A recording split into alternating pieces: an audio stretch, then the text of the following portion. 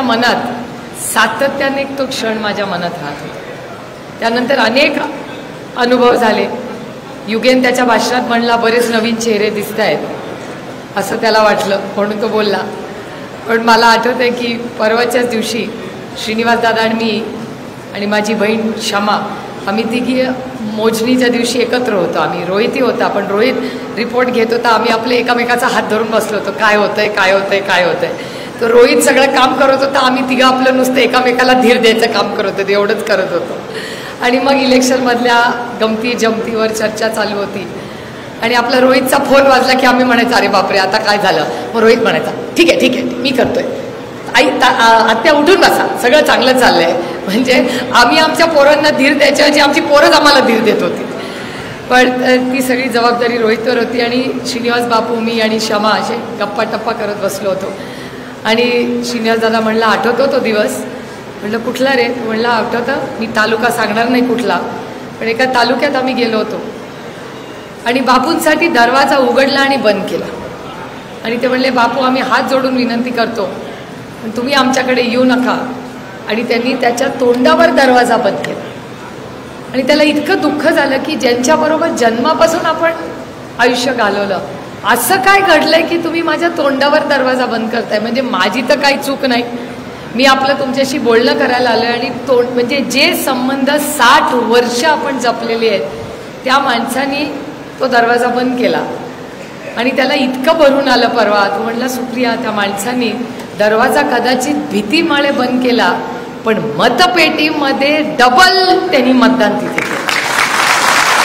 पण त्याचं दुःख आम्हाला राहील कारण माझी कधीच इच्छा नव्हती कुठल्याही नात्यामध्ये एका इलेक्शनसाठी एवढी कटुता येईल. आणि मी आज सकाळी सदाबापूंच्या घरी गेले होते आणि खरं तर मनापासून सगळ्यात दिलगिरी मी सातव कुटुंबाची मागली. कारण का ते कुटुंब का भरडलं गेलं ह्याचं उत्तर माझ्याकडे आजही नाही. मी पण एक आई आहे. मी पण एक मुलगी आहे. ते कुटुंब कशातून गेलं हे मी फार जवळून पाहिलेलं आहे. त्या आईच्या डोळ्यात ते दपदपते अश्रू तिने कधी बाहेर येऊ दिले नाही. पण एक आई म्हणून मी ते अनेक वेळा या इलेक्शनमध्ये पाहिलेले. बापूंनी पण ज्या पद्धतीने बापू खंबीरपणे पवार साहेबांबरोबर उभं राहिले. आणि हा संघर्ष कशासाठी नेहमी लोक मला विचारतात ही लढाई तुमच्या म्हटलं आमच्या घरातली लढाईच नव्हती. ही आमच्यासाठी एक वैचारिक लढाई होती. माझी लढाई कुणाविरोधात होती. जे आपल्या दुधाला भाव देत नाही त्यांच्या विरोधात आपली लढाई. जे आपल्याला कारखान्याला व्यवस्थितपणे ऊस वेळेवर नेत नाही पैसे देत नाही त्यांच्या विरोधात आपली लढाई. जे आपल्याला हमी भाव देत नाहीत त्यांच्यामुळे आज बारामती लोकसभा मतदारसंघात हिंजवडीसारखी जागा जिथे IT पार्क आला. आदरणीय पवारसाहेब मुख्यमंत्री असताना 6 लाख लोकांना तिथे नोकऱ्या मिळतात. तिथे आज 35 ते 40 कंपन्या आज हिंजवडी सोडून दुसऱ्या राज्यात चालल्यात. कालच पुण्यामध्ये जिथे अनेक वर्ष रोहितच्या सासऱ्यांनी फार चांगलं काम केलं सतीशदादा मगर यांनी मराठा चेंबर ऑफ कॉमर्सनी आणि आदरणीय पवार साहेबांना विनंती केली आम्ही सगळ्यांनी मिळून की तुम्ही एक मीटिंग तातडीने पुणे जिल्ह्यात घ्या की सातत्याने पुणे जिल्ह्यातल्या लाखो नोकऱ्या दुसऱ्या राज्यात का जात आहेत याचं एक कारण सांगतं की प्रशासन आम्हाला मदत करत नाही. हे मी आरोप करत नाही आहे. ही मराठा चेंबर ऑफ कॉमर्सची नोट आहे. 35 ते 40 कंपन्या सोडून जात आहेत. कोण याला जबाबदार आहे. आणि अर्थातच स्थानिक खासदार म्हणून मी आणि संग्रामदादांनी संग्रामदादा थोपटे तिथले आमदार आहेत. संग्रामदादांनी अनेक वेळा त्याचा फॉलोअप सरकारशी घेतलेला आहे की तुम्ही सरकारात तुम्ही डायलॉग करा त्यांच्याशी. पण आता पुढच्या आठवड्यामध्ये आदरणीय पवारसाहेब मराठा चेंबर ऑफ कॉमर्स आणि माझे काका प्रताप पवार हे सगळे मिळून ह्या सगळ्या त्या मोठ्या कंपनीच्या अध्यक्षांना आम्ही कॉन्टॅक्ट केलेला आहे. आणि आम्ही त्यांना अतिशय विनम्रपणे विनंती करतोय की महाराष्ट्रात तुम्हाला जे काय लागेल आम्ही ताकदीने तुमच्याबरोबर उभं राहू. जे करायचे ते करू पण एकानेही महाराष्ट्रात कंपनी सोडायची नाही. मला आठवतंय प्रचार करताना ते इथे आलेत का नाही मला माहिती नाही. दिसले नाहीत सकाळपासून. तुकाराम बनकर त्यांच्याकडे आम्ही त्या प्याजोला गेलो होतो ह्याला प्रचार करायला. तिथली एक बाई माझ्याकडे आली आणि तिने हात जोडून मला विचारलं तुम्हाला मतदान केलं माझी इच्छा आहे करायची पण केलं तर प्याजो कंपनी जाणार नाही ना इथून. मी तिला सांगितलं, तू मला नाही कुणालाही मतदान कर, तू कुणालाही मतदान केलंस तरी प्याजो कंपनी बारामतीतून मी जाऊ देणार नाही. त्यामुळे हे जे नवीन लोकांच्या मनातली भीती आहे ही पहिली आपल्याला घालवायची. अहो हा देश लोकशाही देश आहे, दडपशाही नाही आहे. आणि या देशाचा रिझल्ट सांगतोय की ह्या देशाने दडपशाही नाकारली आहे. उत्तर प्रदेशचा रिझल्ट बघा. मी परवा अखिलेश यादवांना भेटून आले. मी त्याला म्हटलं, बापरे 40 खासदार. म्हटलं कुठून आणले? महाराष्ट्रातले जेवढे खासदार आहेत तेवढे एका अखिलेश यादवचे खासदार आहेत. म्हटलं कसं काय रिझल्ट लागला? म्हटलं सुप्रिया यांना समजलंच नाही लोकांचं दुःख. शेतकऱ्यांवर लाठीचार्ज कर, हमी भाव देऊ नको, नवीन पिढीला रोजगार नाही, शिक्षण परवडत नाही, सुशिक्षित बेरोजगारी आणि महागाई या विषयांवर कोणी बोललंच नाही. आणि सातत्याने भीती भीती भीती जी त्यांनी उत्तर प्रदेशमध्येही करण्याचा प्रयत्न केला. आणि विचार करा, ते अयोध्येमध्येही इलेक्शन हारलेले आहेत याचा विचार करा. म्हणजे ह्याचं आत्मचिंतन आपणही मतदार म्हणून सगळ्यांनी मिळून केलं पाहिजे. म्हणजे आपण कुठे कमी पडलो त्याचाही अभ्यास केला पाहिजे आणि ते कुठे कमी पडले ह्याचा बोधही आपण घेतला पाहिजे. म्हणजे आपण त्या चुका करता कामा नये. आणि आज 10 पैकी 9 सीट 8 सीट आपल्या आल्या. खरंच साताऱ्याची 9वी पण आली असती, पण ती तुतारी आणि तुतारीवाला माणूस यामध्ये गल्लत झाली आणि जवळपास 50,000 मतं जी आपली हक्काची होती ती त्या दुसऱ्या तुतारीला रडीचा डाव आहे. मी तर ठरवलंय की कोर्टातच जायचं किंवा इलेक्शन कमिशनला दाद मागायचा प्रयत्न करायचा की इधर तुतारी ठेवा नाही तर तुतारीवाला माणूस ठेवा, दोन्ही चालणार नाही. हा रडीचा डाव. आणि त्याला तुतारीच म्हणतात मराठीमध्ये. त्याला तुम्ही पिपाणी म्हणताय ना, त्याला पिपाणी म्हणत नाही. इलेक्शन कमिशन त्याला तुतारीच म्हणते. म्हणजे आपण तुतारीवाला माणूस आणि ती तुतारीसारखी दिसत नाही. लोक कन्फ्यूज होतात. त्याच्यामुळे आपल्या विधानसभेच्या आधी मी ताकदीने त्याच्या मागे लागणार आहे. आणि हे चिन्हाची जी गडबड आहे त्याच्यातून विधानसभेपर्यंत आपल्याला काहीतरी मार्ग काढावा लागणार आहे. मग जर इलेक्शन कमिशनकडे दाद नाही मिळाली तर कोर्टात जाऊ. पण ह्याच्यासाठी ताकदीने आम्ही लक्ष घालणार आहे. आज तुम्ही सगळ्यांनी प्रचंड या भागामध्ये काही वेगळं वातावरण होतं. माझी एवढीच सगळ्यांना हात जोडून विनंती आहे की जे झालं गेलं गंगेला व्हायला. आता जुन्यामध्ये रमत बसायचं नाही. आपल्याला दुष्काळ, महागाई, बेरोजगारी, विकासाची खूप कामं एकत्र मिळून करायची. त्याच्यामुळे आणि सुडाचं राजकारण आदरणीय पवारसाहेबांनी कधी केलं नाही आणि आपण कधीही करणारही नाही.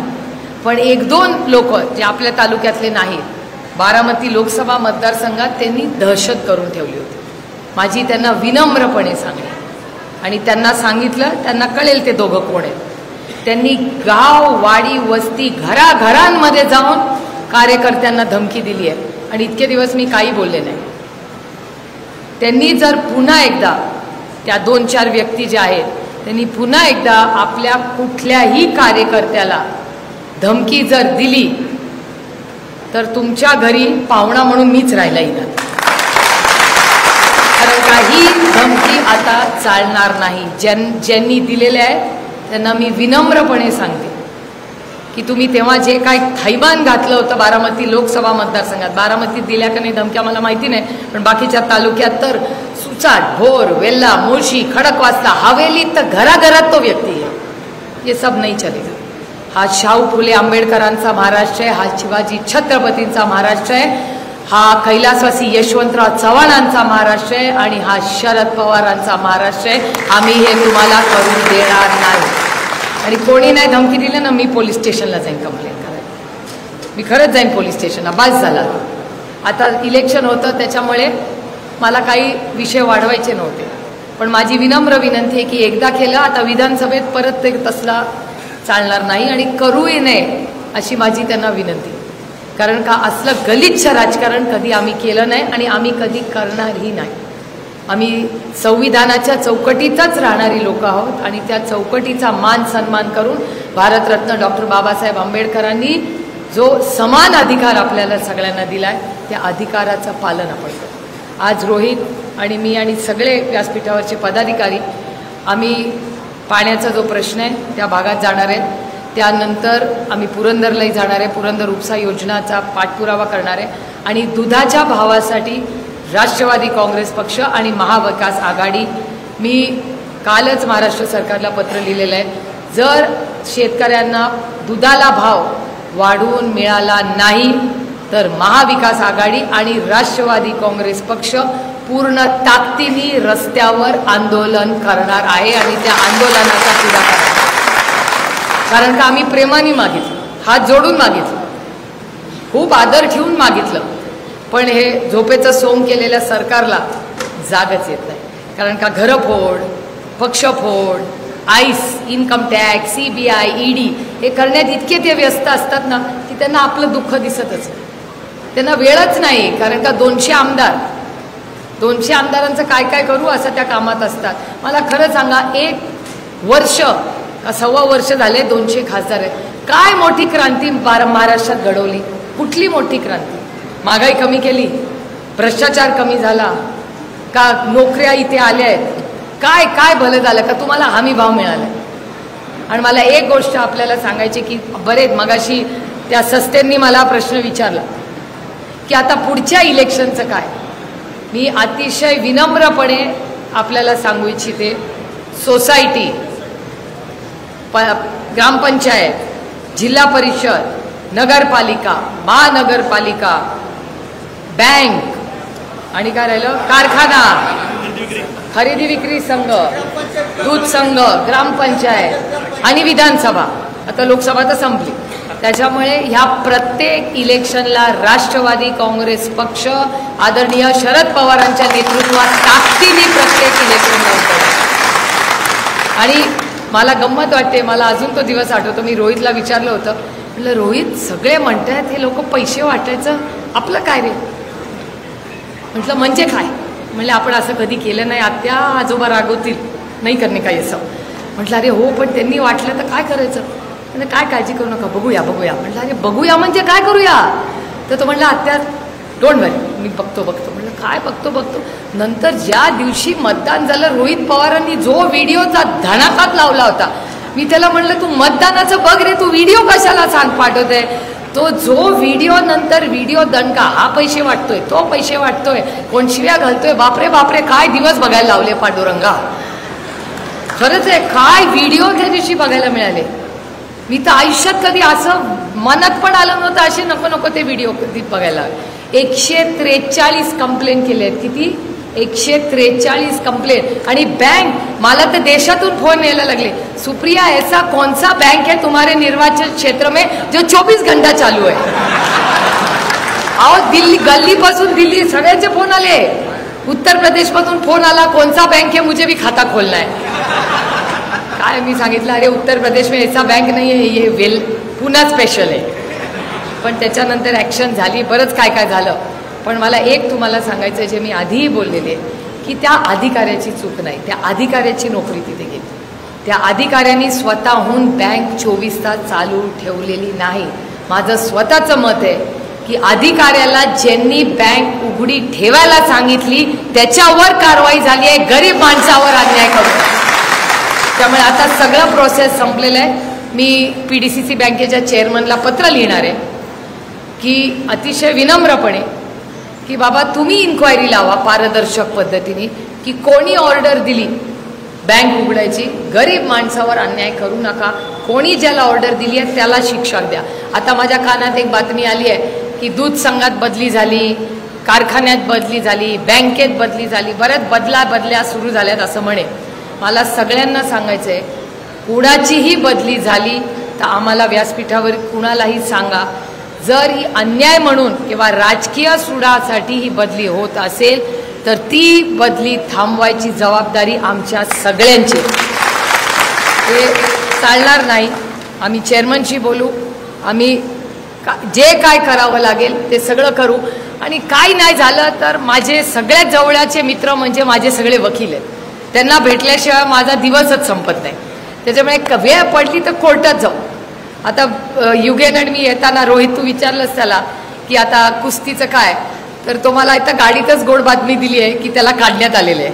आता त्याला काढता येतं का नाही मला माहिती नाही, नियम कायदे काय, तिथं कॉन्स्टिट्यूशन आहे मला माहिती नाही.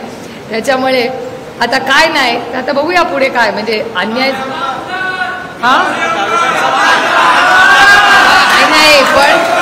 पण कुस्तीचा जर त्याचा तो अधिकार असेल, कुणाचाही, जशी बदली हा अधिकार आहे, प्रत्येकाचा अधिकार त्याला मिळालाच पाहिजे. आणि कुणा काढता येत नाही ना, आता त्याचा जरा अभ्यास करूया काढता येतं का नाही. आणि ते नाही केलं तर कोर्ट आहेच आपलं. माझा तर वर्षभर. अच्छा, तुम्हाला पण काढलाय, वा वा वा, किती मोठी गँग आहे काढलेली. 5 जण आहात तुम्ही काढलेला. चला, 5 जण आहेत. इथल्या या सगळ्यामधली सगळ्यात मोठी लिगल एक्सपर्ट मी आहे. कारण का 1 वर्षात जितक्या वेळा कोर्टाची पायरी मी चढली आहे, तुम्ही कोणीही चढलेला नाही आहात. पण खरं आहे, दुर्दैव आहे. मला असं वाटलं की 7 तारखेला एकदा मतदान झालं की आता ठीक आहे, सब खतम हो गया, आम्ही सगळे आपापले कामाला लागूया. पण दुर्दैवाने अशा छोट्या मोठ्या गोष्टी आज कानावर येत आहे. काय नको नको, तुतारी, रामकृष्ण हरी. आता घड्याळ, अरे एक तर आपल्याला आपण पक्षाची मीटिंग होईल, त्याच्यात बघू दे काय लोकांना करायचंय, आता काय पुढे काय निर्णय घ्यायचा, आपण एक पक्ष म्हणून सगळे ठरवू. हा काय देवा, त्यांना काय करायचं, काय करायचं, तुतारी का काय.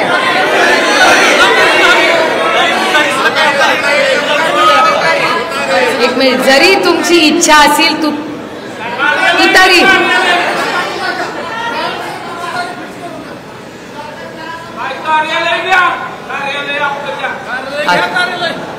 नको नको, जे ज्याला हवंय त्याला शुभेच्छा. शून्यातून विश्व उभं करू, आधीपेक्षा मोठं करू. अरे कुणाकडून घेण्यात काय मजा आहे, देण्यात जी मजा आहे ती घेण्यात आहे का. आपल्याला काय नको, आपण रामकृष्ण हरिवाले, खाली हात आएंगे और खाली हात जाएंगे. कुठे कटोडं घेऊन जाणार, काय नको आपल्याला. आपलं मला एकच फक्त आहे, संदीप गुजरांची अडचण होणार आहे. कुठे गेले, त्यांची ती प्रॉपर्टी आता राष्ट्रवादी काँग्रेस पक्षाला भाड्याने त्यांना द्यावी लागणार आहे. कारण का ते इतकं ऑफिस आपल्यासाठी लकी आहे, तुम्ही काढलं तरी आम्ही जाणार नाही, सोडून जाणार तिथे. मला इतकं, मला तो पहिला दिवस आठवत आहे. आज मला युगेनी ऑफिसमध्ये नेलं आणि सांगितलं, आत्या तिथे टाईल्स लावले आहेत. म्हटलं वा वा वा, टाईल लावल्या आपल्या ऑफिसमध्ये. पण मला ते ऑफिस म्हणजे हो, तर ते नाही, मी कुणाचाच बंदोबस्त लावायला नाही आले, मी तुमचं काम करायला आले. सगळ्यांना शुभेच्छा द्यायच्या आपण, बाकी काय करायचं नाही. पण तुम्ही सगळे एवढ्या मोठ्या संख्येने ताकदीने लढला, याबद्दल तुमचे मनपूर्वक आभार मानते. आणि आज नंतर भीती हे सगळे विषय खतम. आता बारामतीचा विकास, लोकांची सेवा, याच्यासाठीच आदरणीय पवारसाहेब. आणि 11, 12 आणि 13 ना, किती दिवस, 11, 12, रोहित किती तारखेला येणार आहेत साहेब. 11, 12, 13, 11, 12 आणि 13 आदरणीय पवारसाहेब 3 दिवस हे बारामती लोकसभा, म्हणजे बारामती, इंदापूर, दौंडला मला वाटतं एक लग्न पण आहे त्याच्यासाठी, आणि दुष्काळी दौरा ते स्वतः करणार आहेत. त्यामुळे तुमच्या सगळ्यांच्या गाठी भेटी त्यांच्याशी होतीलच. त्यांचा मूड एकदम चांगला आहे आजकाल.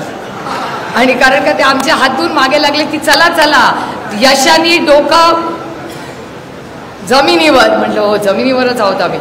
मग ते म्हणले आता विधानसभेच्या तयारीला राज्यात चालवावं. परवाच्याच दिवशी सोनियाजींचा आणि आदरणीय पवारसाहेब आणि उद्धवजींची सविस्तर चर्चा झाली.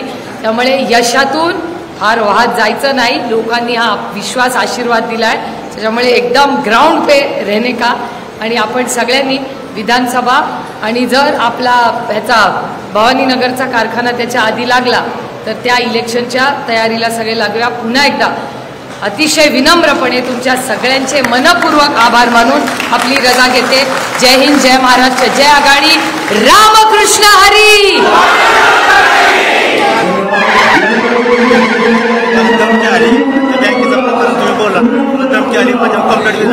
माझ्या